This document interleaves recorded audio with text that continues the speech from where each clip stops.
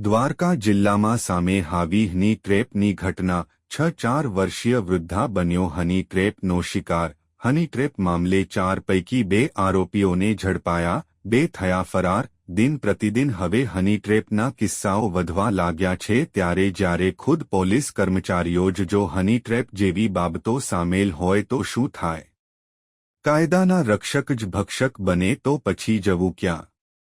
રાજકોટના એક 64 વર્ષીય વેપારીની જામનગરની એક 27 વર્ષીય યુવતી સાથે સોશિયલ મીડિયામાં વાતચીત થાય છે। વાતચીતનો દોર આગળ વધે છે અને વાતચીતમાં આખરે યુવતી દ્વારકાધીશના દર્શન કરી સંબંધોની શરૂઆત કરવાની વાત કરતા આ વૃદ્ધ જામનગરથી આ યુવતી સાથે દ્વારકા તરફ પ્રયાણ કરે છે અને ઓખા મઢી ટોલનાકા પાસે આ બંને લોકોને પાછળથી એક સ્વિફ્ટ કાર લઈને આવેલ 2 પોલીસ કર્મચારીના ડ્રેસમાં આવેલ વ્યક્તિઓ રોકે છે અને યુવતીના પર્સમાંથી એક સફેદ ડ્રગ્સ મળી આવ્યું હોય। પોલીસ કર્મચારીઓ આ ડ્રગ્સના લીધે દેશ વિરોધી કેસમાં ફિટ કરવાની ધમકી આપી આ વૃદ્ધના પુત્ર પાસેથી 1 કરોડ 20 લાખની રકમ કેસ ન કરવાની બાબતે મંગાવે છે। રકમ પણ આંગડિયા મારફતે મળી જાય છે અને યુવતી પર આખરે વૃદ્ધને શંકા જતા આખરે આ મામલે ફરિયાદ કરવામાં આવે છે અને દ્વારકા પોલીસે આ સમગ્ર મામલે તાત્કાલિક અસરથી પગલાં લેતા હની ટ્રેપનો કેસ હોય પોલીસે તાત્કાલિક અસરથી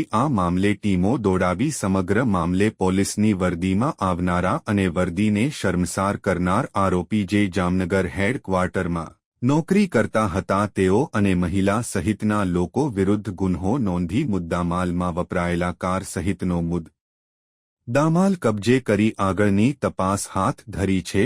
ત્યારે હાલ આરોપી યુવતી આરજુસિંઘ તેમજ જીમ ટ્રેનર પર્વત બાસ્ફોટ ઝડપાઈ ગયા છે તો જામનગર હેડક્વાર્ટરમાં ફરજ બજાવતા સંજય કારંગિયા તથા હોમગાર્ડ સોલંકી ફરાર થઈ ગયા છે, જેમની અટક કરવા પોલીસે ચક્રો ગતિમાન કર્યા છે।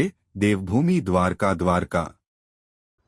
ગત તારીખ 24/4/2025 રાતે 11:45 દ્વારકા પોલીસ સ્ટેશન ખાતે એક હની ટ્રેપનો ગુનો દાખલ થયો છે।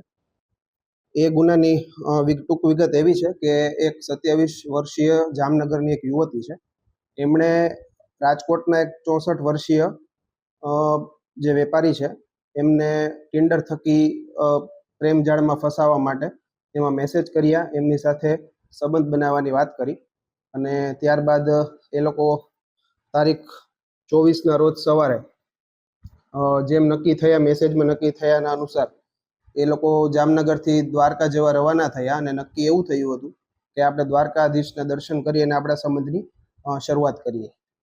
એ સમય દરમિયાન ઓખામઢી ટોલ નાકાથી 5 કિલોમીટર આગળ પોરબંદર દ્વારકા હાઈવે ઉપર જ્યારે એ લોકો પોતાની કારમાં બંને જતા હતા, ફરિયાદી અને 27 વર્ષીય યુવતી, ત્યારે 2 પોલીસના ડ્રેસમાં એક સ્વિફ્ટ ગાડીની અંદર 2 પોલીસ કર્મીઓ છે પોલીસના ડ્રેસમાં આવી અને તેમની ગાડી એમણે રોકાવી હતી। એ ગાડી એમણે રોકાવી અને અમે પોલીસમાં છીએ એમ કરીને તપાસના ભાગરૂપે એ ગાડી ઊભી રખાવી, પૂછપરછ કરી અને એક જે ખોટી ડ્રગ્સની જે પડીકી હોય છે પેકેટ એ પેલી યુવતીના બેગમાંથી મળી આવ્યું એમ કહી અને એમને ફસાવવામાં આવ્યા કે તમારે દેશદ્રોહનો ગુનો દાખલ થાય તમારે આમાં અમારી સાથે પોલીસ સ્ટેશન આવવું પડશે। એના ભાગરૂપે યુવતી દ્વારા એવું કહેવામાં આવ્યું કે તમે કંઈક સમજો અને સમાધાન કરો। એના ભાગરૂપે જે બંને પોલીસ કર્મીઓ છે એ ફરિયાદીની ગાડીમાં બેસી અને દ્વારકા આવવાનું નક્કી થયું તે એક આંગડિયાની પેઢીમાંથી ફરિયાદી પાસે 1 કરોડ અને 20 લાખ રૂપિયા કઢાવી અને એ લઈ અને બંને પોલીસ કર્મીઓ છે ત્યાંથી ફરાર થઈ ગયા છે, આવી વિગતો મળી છે। ત્યારબાદ ગુનો દાખલ થયા બાદ 25 તારીખના રોજ પોલીસ દ્વારા 27 વર્ષીય યુવતી તથા એમની સાથે સંકળાયેલ એક જીમ ટ્રેનર છે જેનું નામ છે પર્વતભાઈ બાસ્ફોટ, એ બંનેની કાયદેસરની અટક કરવામાં આવી છે। બીજા 2 જે આરોપીઓ છે એમાંથી એક છે સંજય કરંગિયા જે જામનગર હેડક્વાર્ટરમાં ફરજ બજાવે છે અને એમની સાથે જે છે એ અજય હોમગાર્ડ કરીને છે, એ પણ અમારી જાણ મુજબ જામનગરમાં ફરજ બજાવે છે। તેમને જાણ થઈ એટલે તે લોકો જે રોકડ છે એ લઈને ત્યાંથી ફરાર થઈ ગયા હતા। હાલ જે તપાસ છે એ ઓખા મરીન પોલીસ સ્ટેશનના સબ ઇન્સ્પેક્ટર આર ઝરુ છે ચલાવી રહ્યા છે.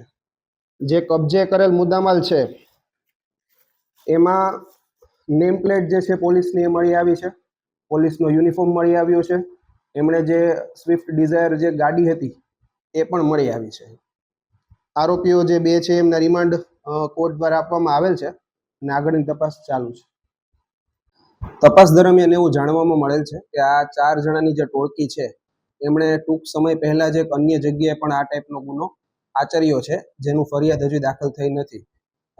તો એના અનુસંધાને એમની ઝડપી તપાસ કરવા દરમિયાન તેમના ઘરમાંથી કુલ ટોટલ 6 લાખ રૂપિયાનો જે મુદ્દામાલ છે એ કબજા કરવામાં આવ્યો છે. એ જે તે જૂના સમયમાં એમણે આ વસ્તુ કરેલી હશે એના અનુસંધાનમાં આ વસ્તુ કાયદેસર રીતે કબજે કરવામાં આવ્યું છે. છોકરીના ઘરમાં છે? હા. છોકરી તો ક્યાં જામનગરની? હા, યુવતી છે, હાલ જામનગર રહે છે. આજે પોલીસ કર્મી જે છે એના ઉપર અગાઉ કોઈ મહિલા ઉપર ધડાકાને મારીને માર્યા થયો કે નથી કે સાચું છે? હા, એ વસ્તુ જાણવામાં આવી છે કે અન્ય ભૂતકાળમાં આવો એક બનાવ બનેલો છે. જતા રહ્યા ત્યારે જે છોકરી અને ફરિયાદી છે એ બંને ખંભાળિયા તરફ જઈ રહ્યા હતા. એ સમય દરમિયાન ફરિયાદીને એવું જાણવા અથવા શંકા ગઈ હશે કે આ બધા એક સાથે મળી ગયેલા છે, એટલે એમણે છોકરી સાથે સંપર્ક અથવા એમને પૂછ્યું તો છોકરીને ભણકારો આવી ગયો હશે, એટલે એમણે એવું કહ્યું કે હવે હું તમને બળાત્કારના કેસમાં ફસાવી દઈશ. તો એ અંગે બંને વચ્ચે બોલાચાલી થઈ અને છોકરીએ ગાડી ઊભી રખાવી અને ત્યાં આગળ જે ફરિયાદી છે એમની સાથે બબાલ કરી હોવાનું જાણવા મળેલ છે. તેને ધ્યાનમાં આવીને પોલીસને આ વસ્તુની માહિતી મળી. ફરિયાદીને સમજ કરી અને દ્વારકા પોલીસ સ્ટેશન ખાતે ફરિયાદ કરવા એમને સૂચના આપેલ હતી. માંગણી તો આમાં 8 કરોડની 8 થી 10 કરોડ માટેની હતી એવું જણાઈ આવ્યું છે, પણ એ બાબતની પુષ્ટિ થઈ નથી.